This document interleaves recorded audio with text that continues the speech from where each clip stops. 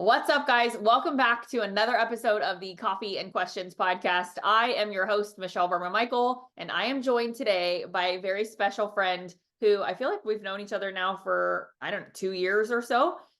It's crazy to think that it's been that long, but I'm very excited about this interview. It's been a very long time coming, something that we've talked about doing several times, and now we're finally here. But none other than Christine George. She is the co-founder of Post and Being Creative. If you guys are not familiar with them, you probably live under a rock. But welcome, Christine, to my show.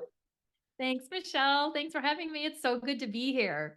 Yeah, So good to be here. absolutely. I couldn't wait. I know we've been trying and planning and doing all the things, and we're finally here. And it's seems crazy that it's taken us so long, but at the same time, I feel like it's perfect timing. So I would really love it if you don't mind to introduce you to the audience, or just introduce what Post and Beam is to the audience, for those that might not have ever heard of you. Oh, absolutely. So, my name is Christine George. I am a lifelong marketer. I've been in marketing roles my entire career, going on 30 plus years. The last half of my career, though, has been solely focused on the real estate space. I've worked for large franchises, small independent brokerages, and almost 2 years ago now, Carrie Edwards, who's my business partner, and we broke out and we started Post and Beam Creative. And we are a branding and marketing strategy firm for real estate. And I know probably the first thing somebody out there who's listening is going to say is, how are you and Michelle different? You're both marketers. Mm-hmm. That is probably the only thing we have in common from a business perspective. We're both marketers. But where we intersect is, we're actually very complementary, I feel like, I agree. right? So what we do at Post and Beam is we focus on building an agent or a brokerage's brand identity and helping them build their business plan, their marketing strategy for the long run. And what you do is you have a very specific niche within that, which is really, Instagram is not, it's not our focus point. Our focus point is really more so on the visual identity and the overall marketing strategy. But I do think you made an excellent point right there that I don't want people to skip, which is the visual aspect of the strategy. And that's a huge part of what we're going to talk about in our conversation, because what you do visually, it's hard to explain without having someone see it. But I can tell you, I've been to several conferences and I've been on stages, and the set itself is an example of something that is your brand, that is part of your identity. Whether it's I'm on a big stage, whether it's what's behind me on a podcast, or whatever it might be. And your ability to allow people to feel connected to that is it's just crazy good. I mean, I remember being at Woman Up this past year in July, and Tiff and I, my COO, and I were sitting next to each other, and we're just like, holy shit, this stage is epic. Like, you walk into this room and it's yellow chairs, and you just want to be in the room. And that's your brand, right? What you did for them was you helped them present their brand in that capacity. Now, there's obviously a lot more that you guys do than just that, but it's captivating. And when it comes to Instagram specifically and email marketing, which is a big part of also what we're going to talk about, it has to look good, like, quite frankly. And I think that you guys have how to make things look good down to a science. I can't take credit for the looking good part. My business partner, Carrie Edwards, is an incredible designer. Like, I always have to tell people when we're talking to them that graphic designers are a dime a dozen. But good, skilled, talented, experienced graphic designers are really hard to come by, because they're not just designers, they're creatives. And that's really what Carrie is. I mean, she's got a pedigree, 30 years of working for big ad agencies, branding agencies, magazine publications. And so what she brings to the table is incredible when it comes to figuring out how to make somebody's personal brand, whether it's a real estate agent or an event like Woman Up, or a brokerage or a team or a franchise even, come to life visually. It's not anything, if you're not a creative person like me, it's not something that you can even visualize in your head until you see it. Like, when she puts stuff in front of me, I am so wowed, Mm. because she just has this ability to really tune into the client, understand what the essence of who they are, and then she's able to make that visually, um, come to life, like you said. It's just it's phenomenal. Yeah, I mean, it's so impressive. And I mean, you and I both, we've been to lots of conferences and seen lots of different stages and lots of things. And when you walk into a room that feels that way, it can really change the experience. And I think that that's an important part of being there, right? We're paying to be in a room. We want to feel good being Yeah, there. I think But you nailed it, Michelle. It's like it's, evoking a certain feeling, absolutely. you know? But it ties in, that ties into what we are going to talk about with your side of things so well today. Because when and I talk about this all the time, but I say, like, when you land on my Instagram, I want you to feel connected to me, right? I want you to look at the colors that I've chosen. I mean, recently, even Burma Media, we've upgraded, if you will. It's kind of what I call it, from white and turquoise, or kind of a gray and turquoise, to a black and white and turquoise, which a lot of people are like, man, black was a bold choice. And I was like, yeah, but I'm a bold female. So it matches my personality. But the turquoise is, if you understand the color wheel of psychology, right? The turquoise represents trust and connection and makes people feel close to you. And if you're in we're talking digital space, right? That's kind of the whole point. Christine, what you do is so like intrinsic, if that's the right word, in the Yeah. sense of, hey, you have this really, really good content, you have this really good message, but if it doesn't come across correctly and it's not consistent, no matter where I consume you, Mhm. we sort of have a problem, right? So can you talk about like how you fit into that piece of the puzzle? Yeah, I mean, our whole mission, Michelle, is to help real estate professionals stand out. Hmm. Because that's probably one of the biggest issues that we see, and one of the reasons we wanted to get into this business. If you know, there's 1.5 million real estate agents. There's how many mortgage brokers out there? Thousands, Is as thousands, and many thousands. thousands, Yeah. right? There's 106 independent real estate brokerages, and then you've got the franchises on top of that. And so everybody is vying for the attention of the buyer and the seller. And when you have that many people trying to get their attention, it's really, really hard to stand out. And we are not big believers in more is more. We're big believers in less is more. And so I, obviously with your language, with your copy, all of that stuff has to speak the same language and has to match, your visual identity as well, because you want it all to work really to get well together. You want it to evoke that know, like, trust, that we're all trying to create and be able to stand out in the process. And so a lot of what we teach, whether it's Instagram, any social media platforms, your website, um, all of the portals, even the third party portals, your listing and buying presentation, your seller buyer guides, your listing brochures, anything that communicates who you are as a real estate professional needs to align consistently with your brand, both visually and, from a communication perspective. And that's really what we teach. Like, from a design perspective, how do you maintain that consistency across everything that you do? And there's lots of tips and tricks that you can use. And so that's really kind of what we do, is really reinforce how important consistency is in everything that you communicate.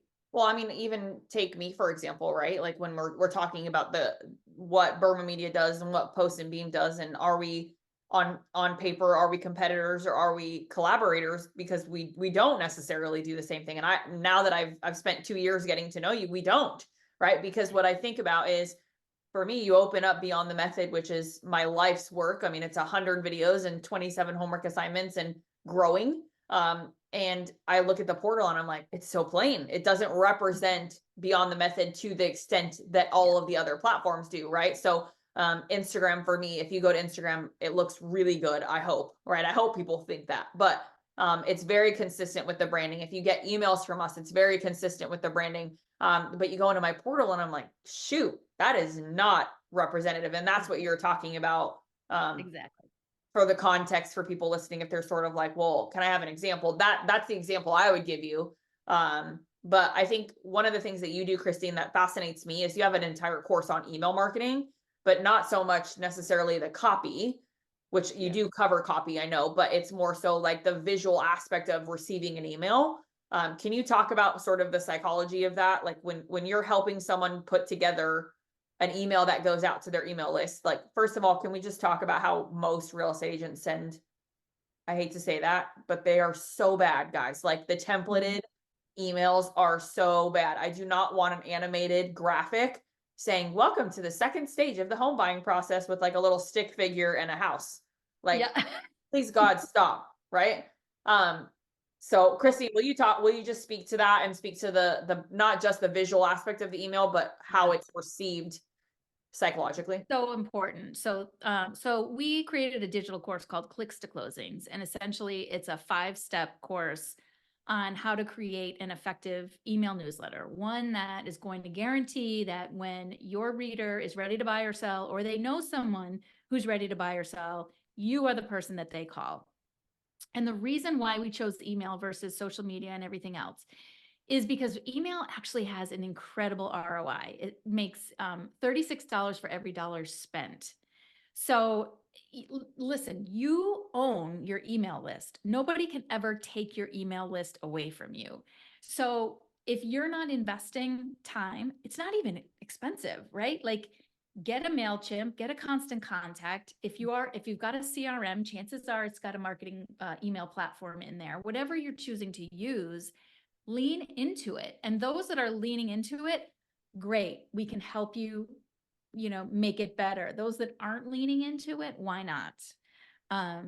It's such an important use of your time as it relates to marketing. So let's talk a little bit about what you were just saying. So this is one of the reasons we decided to focus on email marketing is we are getting all of these templated emails from agents. And Ugh. either they were one of two things, Michelle. They were basically um, even the content, not just the template, but the content was, you know, cookies. What do you call it? Cookie cutter. Cookie cutter. Duh. From Words their are hard. brokerage. It's okay. So they're like not even putting any of themselves into it. It was just a million agents were sending out the same content.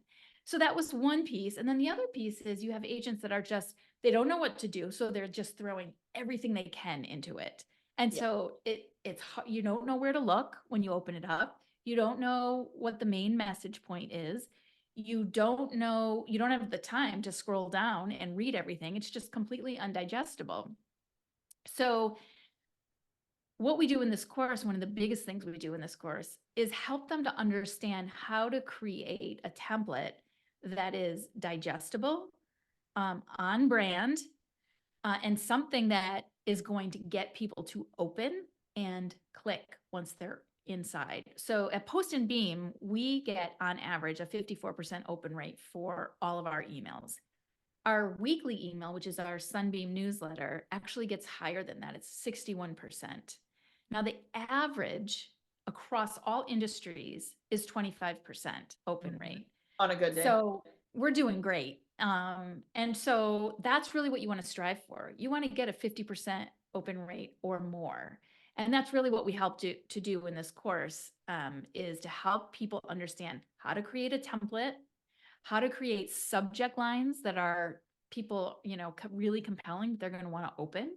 Mhm. And essentially once we help them create their template, all they have to do is plug and play every time they're, creating a new email newsletter. They don't have to redo the template every time. That's part of the magic of marketing. It's like, invest the time up front to create it and then just, rinse and repeat after that, just use the same thing over and over again.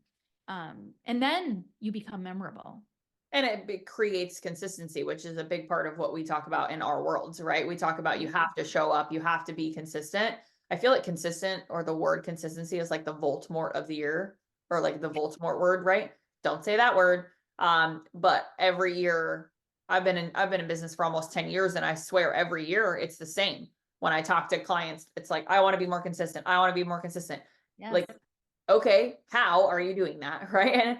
Yeah. And I think that what we're talking about, if we get really granular in this conversation, because I think that people, they try to do, they try to overcomplicate everything, right? Like I Mhm. have a client, for example, every time he posts in stories, he thought he had to use a template, like an actual template from Instagram or a template in Canva before he posted a story. And I'm like, what? Like, Yeah. absolutely not, right?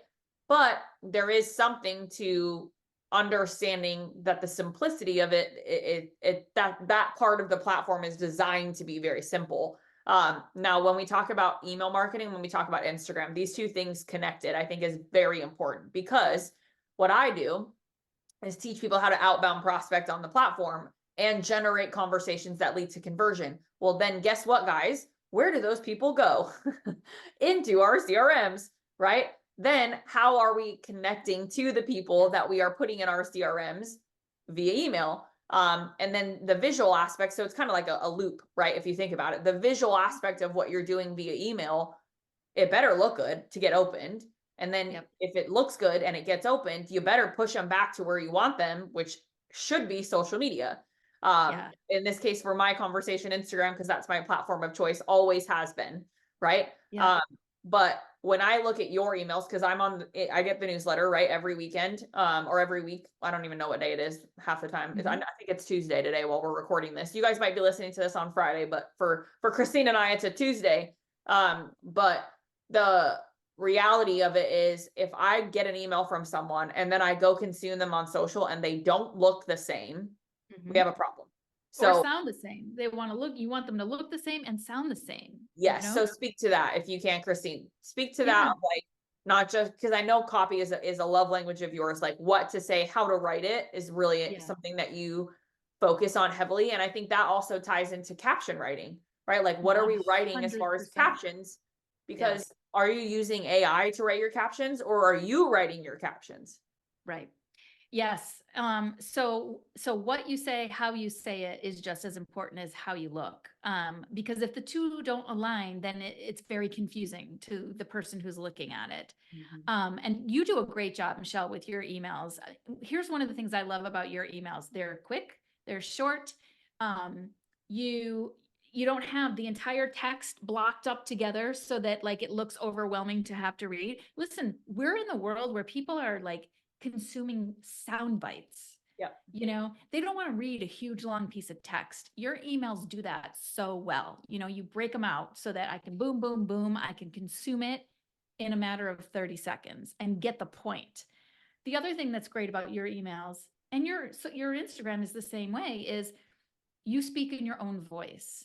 And so that's one of the things that's really important. And I know you teach this too, is that that you know genuity, that authenticity. And I know that's a buzzword, but it's like so important because it's your DNA essentially, right? Like, you know, you and I could talk email all day long. You and I could talk Instagram all day long, but no one is going to do it the way you do. No one's going to say it the way I say it, right? And so your DNA is essentially who you are, the essence of who you are. And AI becomes a tool. It can be a tool, certainly, but it shouldn't replace your copy. It should not replace what you put in a caption or in an email ever.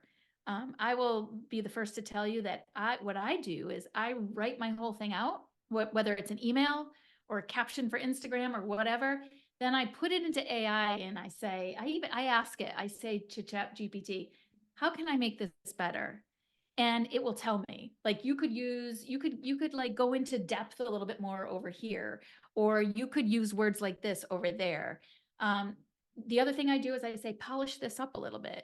And 9 times out of 10, it gives me like words that I would never use.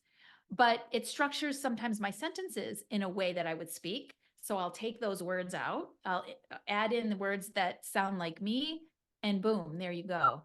So that's all part of creating the feeling of what it's like to work with you. And that's important no matter what media vehicle you're using. Yeah, I mean, the number one word that comes to my mind every time is passion, right? And I mean, I've sat on a stage next to three people that own automation companies, right? And like I'm at a social media conference. I'll never forget this because I went on Amazon. You'll love this, Christine, but I went on Amazon and I bought a shirt that said "Be different" backwards, right? So the only way that you could read it was in a mirror. But I did it on purpose because I knew exactly what panel I was going to be on. I knew exactly who these gentlemen were. I was the only female on the panel, which no surprise, right? But I sat there full knowing I was about to get put under fire for not embracing AI the way that these gentlemen have done so. And the thing for me is we use AI all the time. We use ChatGPT. We pay the $20 a month to be able to have ChatGPT 4, right? But Yep. here's the thing. ChatGPT is a springboard for things for me personally, right? I love writing. I am a journalist by trade. So being able to write and storytell and be very authentic is a, to your point, is a buzzword, but to be very connected to what I'm feeling in my head, Yeah. I am getting very close to being able to get what's in my head onto paper in most cases. Now, where I get stuck sometimes is, okay, I need an opening sentence for a paragraph because I have an idea and I'm stuck, right? Or hey, I really want to figure out a way to tie these three things in. Can you give me an idea of how you would? And then I will take the idea and build 4 paragraphs around the idea. But we all have writer's block. Like, let's just be honest, right? And especially if you write a lot, that happens when you're writing captions on Instagram every single day. It gets hard. If you're writing emails to go out every day, it gets hard, right? But my point is, when I sat on this panel, for example, I said I I will never ever let Instagram captions be written by ChatGPT to the point where if you read that, you would know that it wasn't me. And anybody like you, Christine, who's an avid listener of my content, who listens or reads my emails, like if you went to that and saw that, you would know that wasn't me. Right away. Right away. Right? And passion is so important to not miss, right? Because when you and I talk, that's passion. There's no other Yeah. word to describe it, Yeah. right? But if we let automation write our copy, our email copy and our Instagram copy, and just copy and paste it and take it at its face value, we don't have any of that. Um, Right.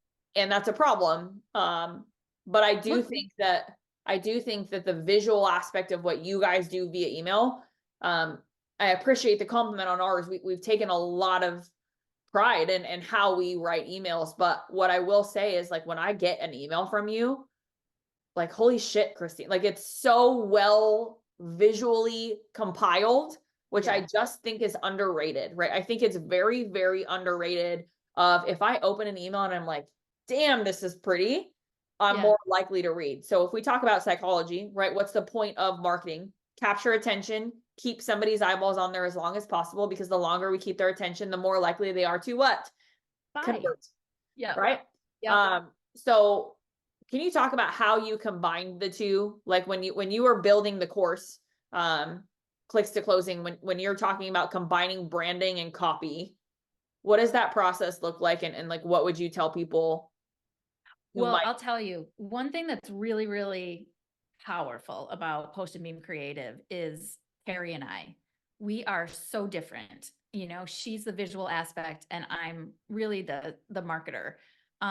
Especially when it comes to real estate, like because I've been in the space for so long, I totally understand and can get into the mindset of the agent.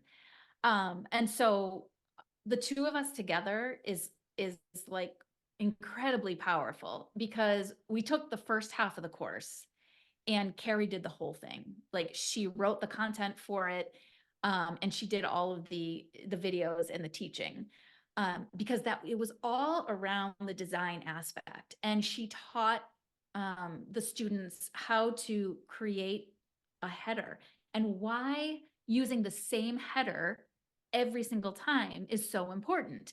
And the analogy she used was, think about the New York Times, right? Like the New York Times masthead does not change. All the stories within it change, Hmm.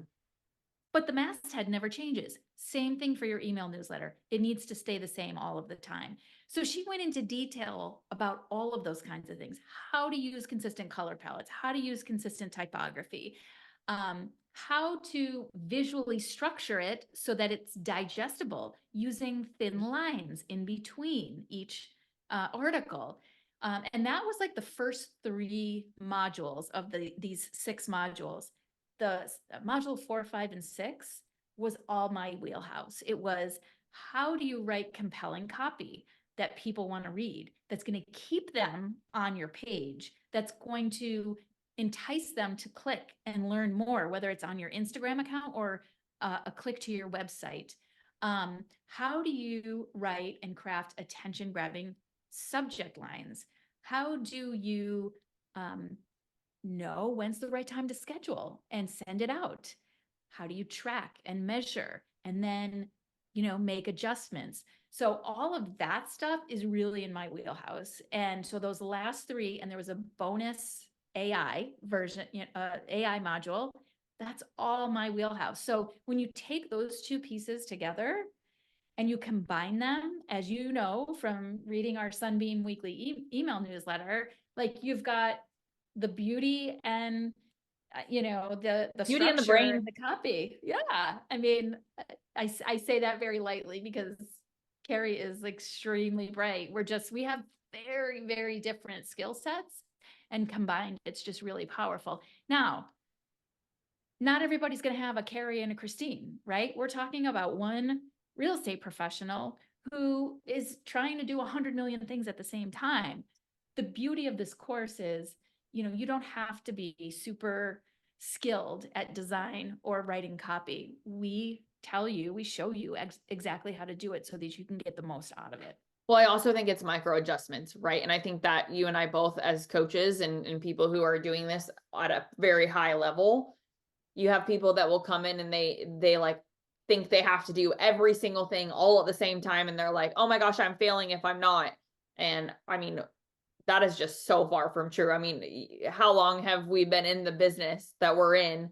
And still to this day, I'm like, could have done that better. Should have done that better. Always. Right. And it's, so I think if you look at email as an example, okay, I want to make my email better.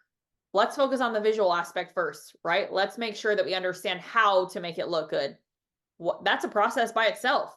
That took me years, guys. Like if you're listening to this, literally years to figure out how to write an email that looks structurally sound, if you will, where our open rates are super high, our click-through rates are super high.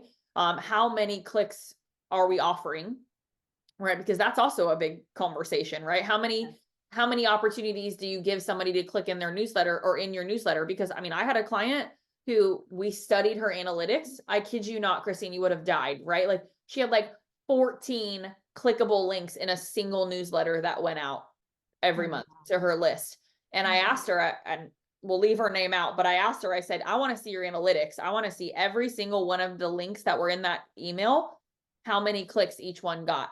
And ironically enough, the ones closest to visuals got the most likes, or the most clicks, I should say, not likes, got the most clicks. And then the ones towards the top or the very bottom near the footer got the most. Is that like surprising? I don't think so. Yeah. Attached to a visual, and then it's at the very beginning or at the very bottom, right? So what is somebody doing psychologically? We're opening it or we're scrolling all the way to the bottom.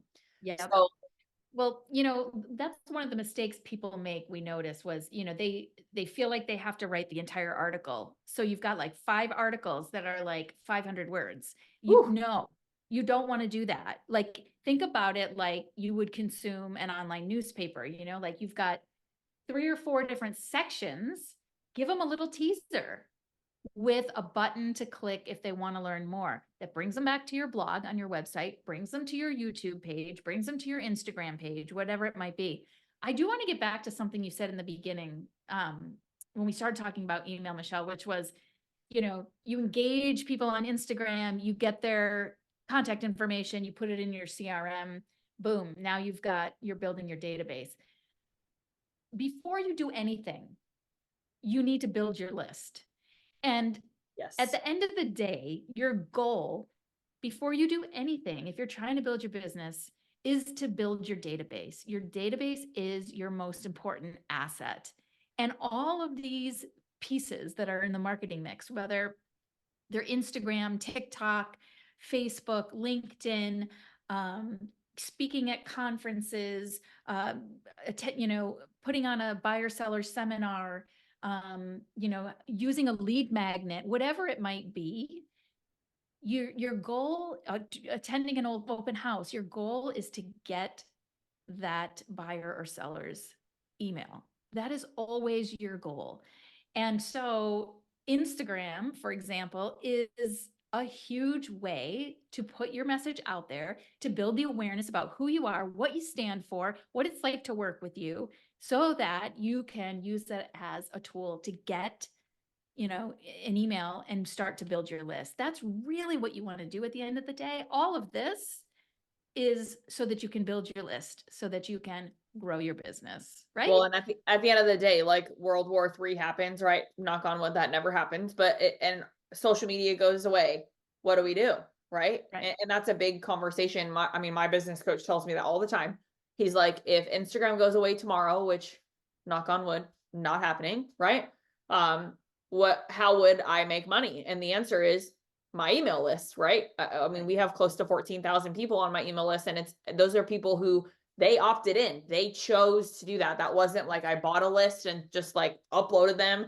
That was, hey, we're doing webinars. Hey, we have call to actions in our Instagram captions that are designed for people to send us a DM so that we can start having a conversation with them. If they are interested, they can download one of the multitude of different things that we have for them.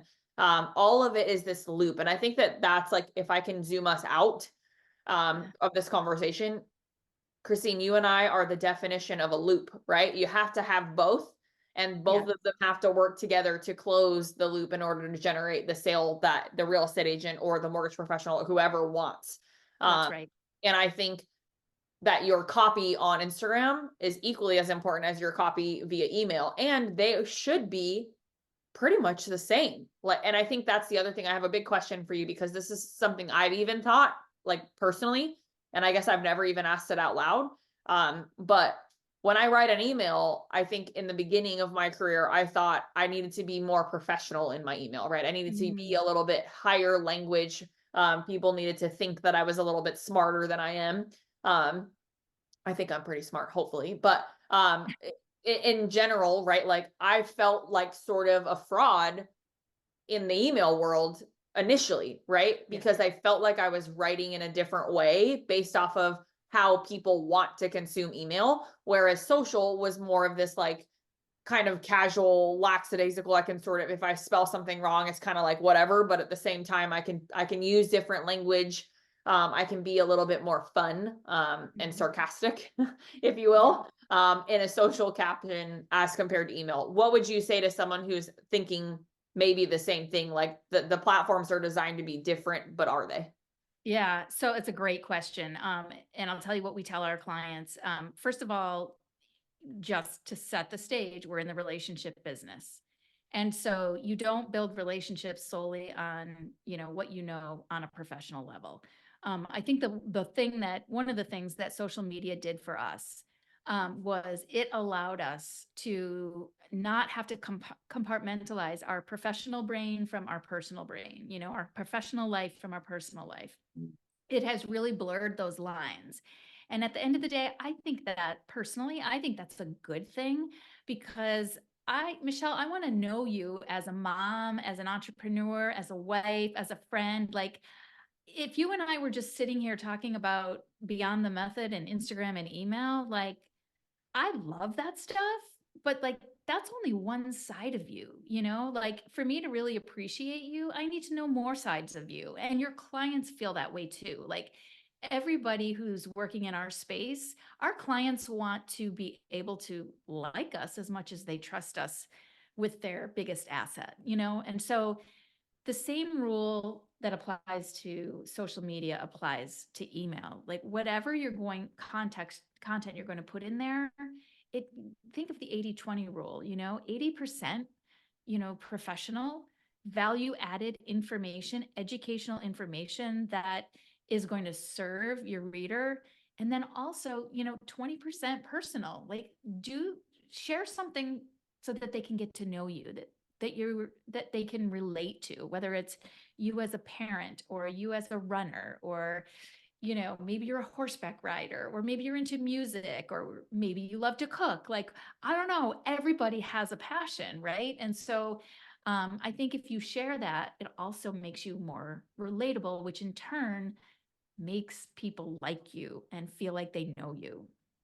Yeah, 100%. I mean, 1,000%, honestly. And I think one of the things about Instagram, thank you for the way you answered that too, by the way, because it alleviates a lot of the pressure for people who feel like they need to be different in different places. And I think one of the biggest questions I get is, should I have two Instagram accounts? Do I need a professional account? Do I need a personal account? Like, oh my gosh, that question, right? And I don't want to say it makes my blood boil, because it doesn't. It's just more of like, why are we still asking that?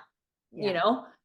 And I think, and I say that in a positive way of like, we have to understand why we are doing what we're doing, right? We have to understand why we are even writing the email that we're sending out in the first place.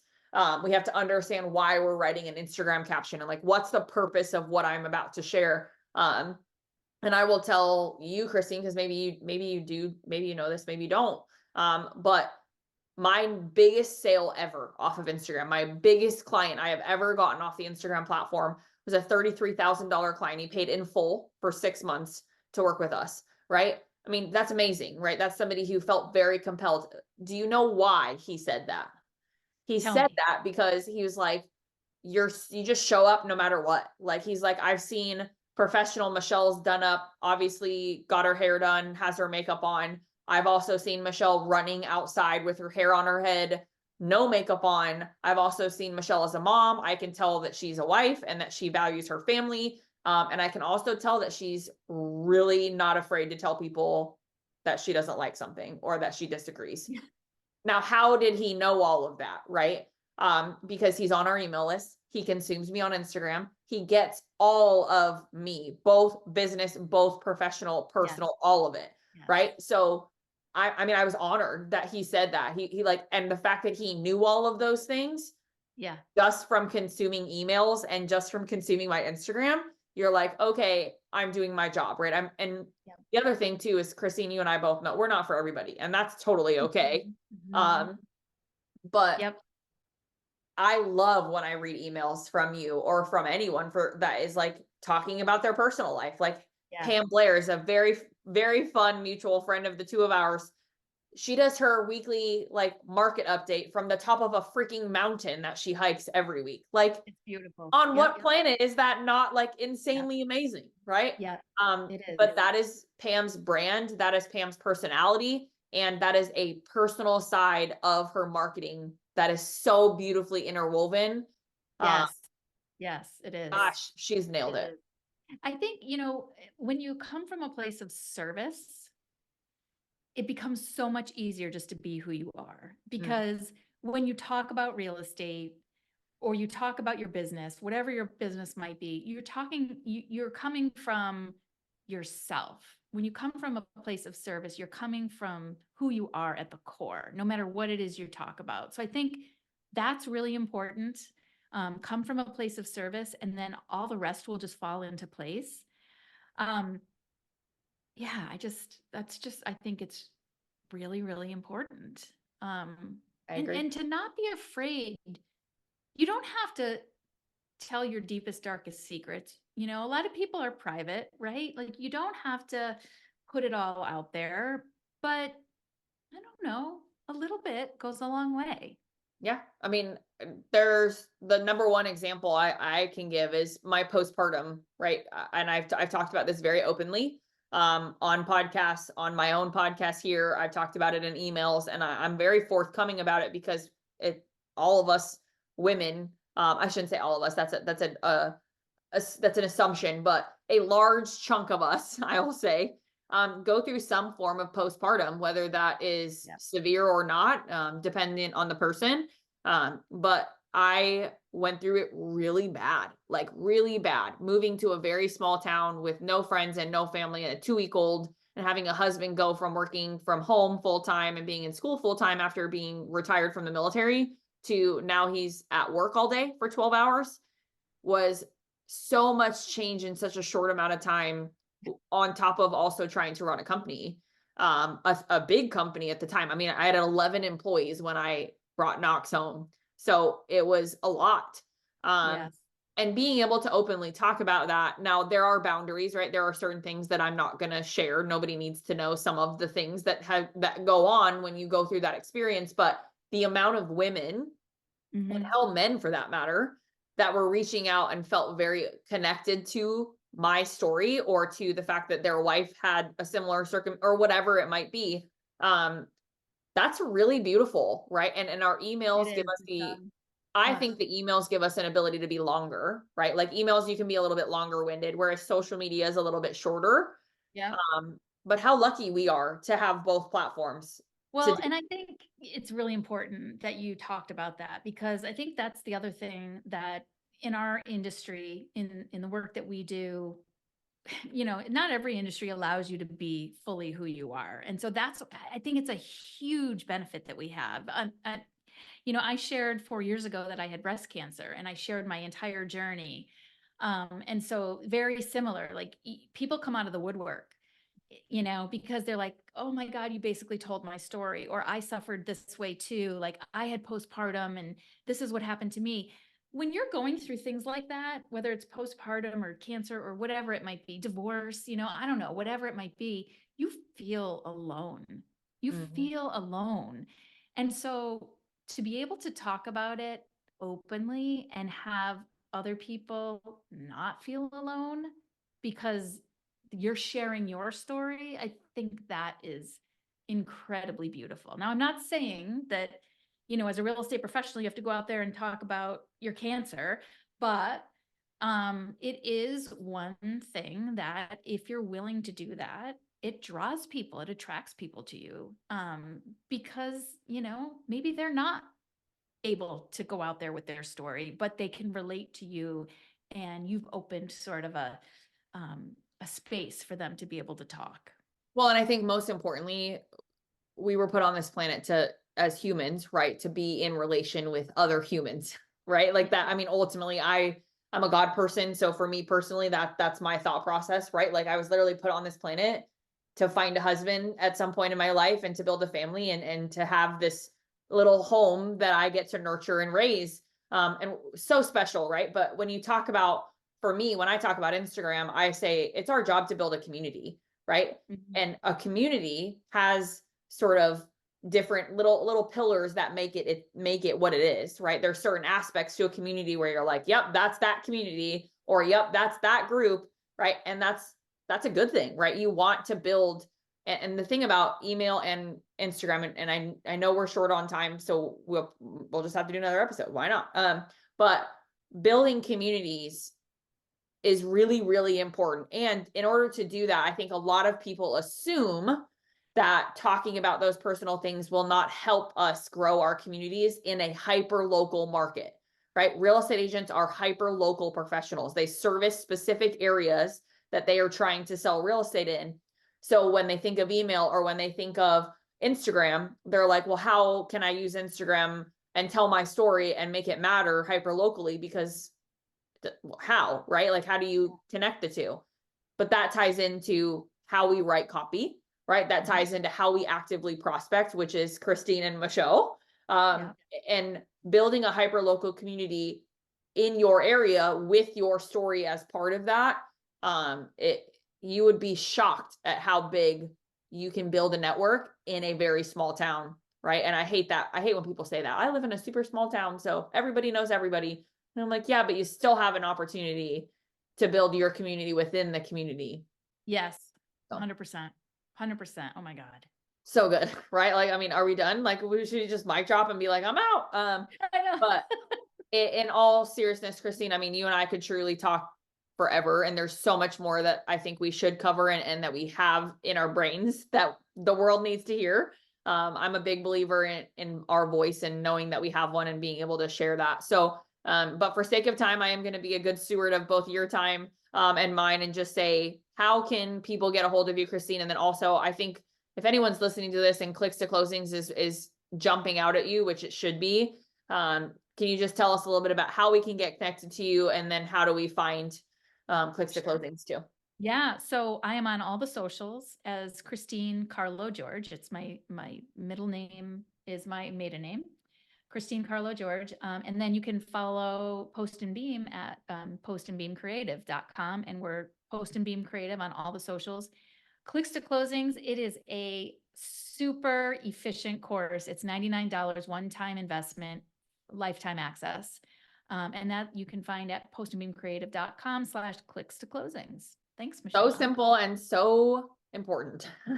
Well, Christine, I appreciate you. I appreciate your time so much. And I know my audience is going to get a ton out of this. But until then, guys, if you have anyone who you think I should interview, just like Christine, please feel free to reach out to me, shoot me a DM on Instagram, shoot me an email, let me know. And of course, subscribe to the podcast so you guys can get notifications every time an episode just like this goes live. But until next time, guys, I am Michelle Berman Michael, and we will see you soon.